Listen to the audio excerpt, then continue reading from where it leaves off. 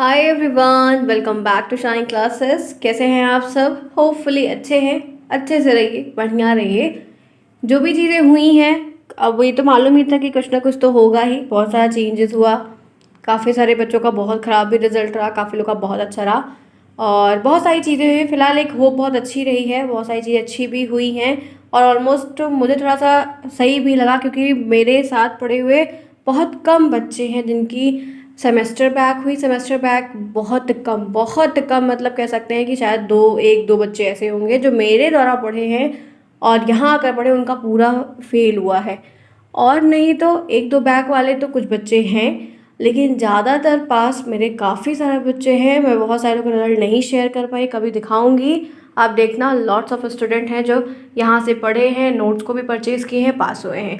जितना मैंने कहा था उतना मैंने करके दिखाया।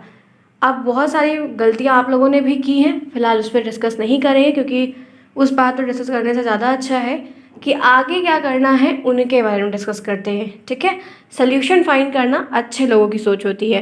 तो फिलहाल के लिए आप जुड़े हैं मेरे साथ, मैं हूँ शालिनी। सभी का स्वागत है शालिनी क्लासेस में।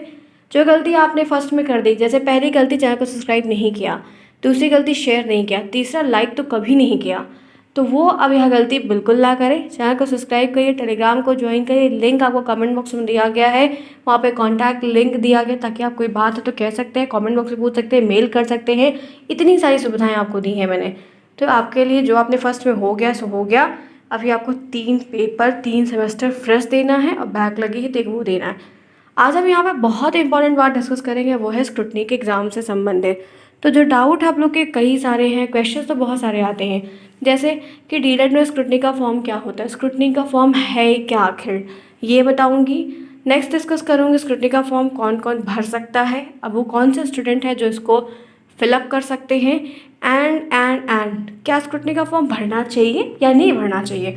तो ये 3 जो एक डाउट है वो मैं डिस्कस करने वाली हूँ पूरी वीडियो में, तो ज़रूर से ज़रूर ध्यान से सुनिएगा।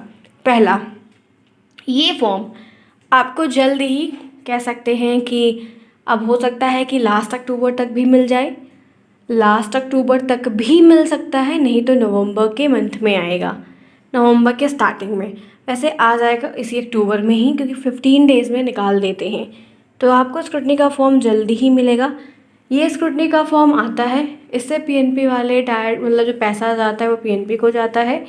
और जो डाइट के बच्चे हैं जब वो फॉर्म फिल करते हैं तो 100 रुपये चार्जेस होता है। जो प्राइवेट इंस्टीट्यूट के वो कॉलेज के बच्चे डीलेट कर रहे हैं उनसे कॉलेज वाले अपने हिसाब से अलग अलग चार्ज लेते हैं, कोई 500, कोई 200, कोई 300, कोई 1000, ऐसे, क्योंकि बच्चा उससे फ्रस्ट्रेटेड रहता है, परेशान रहता है, तो ऐसे पैसा लेते हैं। एक्चुअल जो फीस है वो सिर्फ 100 रुपये है। तो ये जाती है पीएनपी के पास। ठीक, अब ध्यान रखो कि ये जो फॉर्म होता है इसको कम से कम कुछ नहीं तो 50,000 बच्चे शायद भरते होंगे, क्योंकि उनको लगता है 100 ही रुपये तो है, क्या ही जाता है। लेकिन वो 100 रुपये 50,000 बच्चे भरेंगे तो बहुत रुपये हो जाएगा। तो ये तरीके होते हैं अपने अपने जरिए के, ठीक है, वो कोई बात नहीं करने की। यह फॉर्म आपको निकलता है, इस फॉर्म को वो बच्चे भरते हैं जिनकी एक सब्जेक्ट में बैक लगी होती है, जिनकी 2 सब्जेक्ट में बैक लगी होती है। आप 2 सब्जेक्ट का स्क्रूटनी का फॉर्म डाल सकते हैं।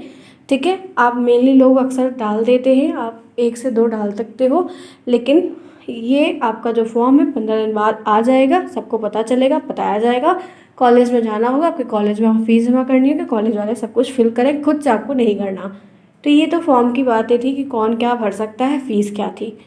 तो ठीक है, ये आपको निकलता है। निकलता क्यों है कि इसमें ये होता है कि जो बच्चे, जैसे मैथ में कोई बच्चा है वो 11 नंबर पाया, साइंस में कोई है वो 11 नंबर पाए, तो जो बच्चे 1 या 2 नंबर से बैक लगी है, सिर्फ 1 या 2 नंबर से जिनकी बैक लगी हुई है, वो बच्चे स्क्रूटनी का फॉर्म डालते हैं और उन बच्चों को क्लियर की एक उम्मीद रहती है कि हम स्क्रूटनी का फॉर्म डाल देंगे तो कॉपी हो सकता है फिर से चेक हो, स्क्रूटनी का फॉर्म से मेरा निकल जाए, फिर स्क्रूटनी का रिजल्ट भी जारी किया जाता है। तो ये पूरी प्रक्रिया है जो 1 महीने के अंदर होती है, वो भी एग्ज़ाम से पहले भी कभी कभी होती है, एग्ज़ाम के बाद भी होती है, लेकिन अक्सर अब की बार क्या हो रहा है कि एग्ज़ाम हो जाने के बाद रिज़ल्ट आ रहा है। तो ये सीन रहता है। तो ये तो इसकी डिटेल थी जो बताई। अब ये है कि यह फॉर्म कौन कौन भर सकता है, तो मैं रियल बोल रही हूँ, एकदम गॉड प्रॉमिस करके बोल रही हूँ, इतने सारे बच्चे, जो 50,000 बच्चे फेल हुए हैं ना, 50 के 50,000 भर दो, एक को भी पास नहीं करेंगे। ये आज 3 4 5 सालों से जो भी बच्चे स्क्रूटनी का फॉर्म डालते हैं, ठीक है, स्क्रूटनी का फॉर्म डालते हैं, किसी का नहीं, एक नंबर नहीं बढ़ता है, कभी नहीं बढ़ता है। बच्चे फॉर्म डाल देते हैं, 100 रुपये दे देते हैं, 200 दे देते हैं, 500 दे देते हैं, बट कहो कि सुधर जाए तो ये स्क्रूटनी के फॉर्म भरने से नहीं होता, नहीं होगा। भर के आप देख लेना, मैं कभी किसी भी वीडियो में नहीं बोली कि स्क्रूटनी का फॉर्म डाल दो, नहीं होता, नहीं होता, नहीं होता, नेवर नेवर नेवर, ठीक। तो मत भरना कोई लोग, क्योंकि कोई फ़ायदा नहीं है। 100 रुपये का फॉर्म भी भरोगे, नहीं निकलेगा, परेशान रहोगे। इससे अच्छा है कि करना क्या है, सेकंड की तैयारी करो। अगर 1 2 सब्जेक्ट में बैक लगी है तो, और तीनों में लगी है तो फिर से पूरा फर्स्ट सेमेस्टर को फिर से किताब उठाओ, फर्स्ट सेमेस्टर की क्लास फिर से टाइम पर आओ लो, और फिर से फर्स्ट सेमेस्टर पढ़ो। क्योंकि आगे आप देख रहे हो, चुनाव है, वैकेंसी है, सीने हैं, आगे चल के नौकरी जब आएगी तो आपके लिए लाभकारी होगा, तो उसको ध्यान में रख के करो। स्क्रूटनी के चक्कर में बिल्कुल मत पड़ेगा। फॉर्म आएगा, मैं डिटेल दे के बता दूंगी, बाकी आपकी जैसी इच्छा हो वैसा आप करिएगा। रियलिटी जो थी वो मैंने आपको बता दी है, क्योंकि आप देख सकते हो, बहुत सारे लोगों से पूछ सकते हो, कभी नहीं निकलता। कॉलेज वालों से भी जाओ अपना पूछ लो, नहीं निकलता। तो ये स्क्रूटनी के फॉर्म की पूरी बातें हैं। कोई तरीका नहीं है कि कॉपी आप फिर से चेक करवाओ, ये करवाओ, वो करवाओ, कुछ नहीं होता, कोई सुनवाई नहीं होती। पेपर ही देना ही बेस्ट सोल्यूशन है, और पेपर में ही सारी मशक्क़त लगा लो, सारी मेहनत कर लो, अपना 100% दे दो, वो निकल जाए। उसके बाद ये लास्ट वाला है कि भरना चाहिए या नहीं, तो नहीं भरना चाहिए। मेरी तरफ से नो है, मेरी तरफ से नो है।